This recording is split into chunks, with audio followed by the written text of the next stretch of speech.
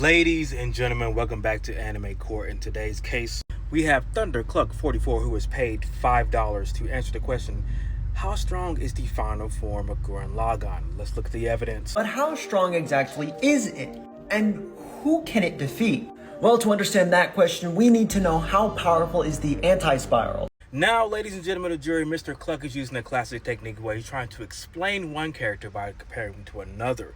Now, since these two characters are very similar, this will work. It's very standard operating procedure. We are aware of extra-dimensional spaces, and we need to understand spiral power for these extra-dimensional spaces, as is verbatim stated that spiral power is the power of evolution, and that it can be amplified to infinite levels. Now I'm going to break down his power scaling speech into layman's terms. Basically, spiral power rules strong, and it's infinite, so it just keeps getting stronger.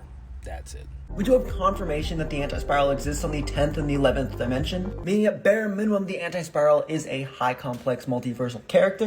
Okay, so we're not giving examples. We're jumping straight into he's in between the 10th and 11th dimension, so now he's a high complex multiversal character? What does that even mean, sir?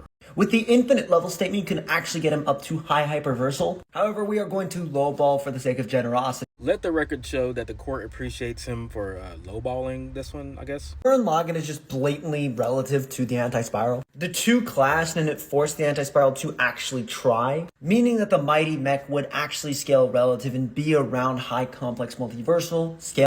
So that's it, huh?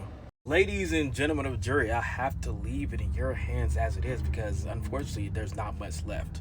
A very simple explanation of the power system. Multi-dimensional, multi-universal, whatever that means. Basically, he is at a higher plane than other characters in the series. So therefore, Gurren Lagann is this strong. For what reason? What examples did he give? Matter of fact, I'm done. Is he guilty or not?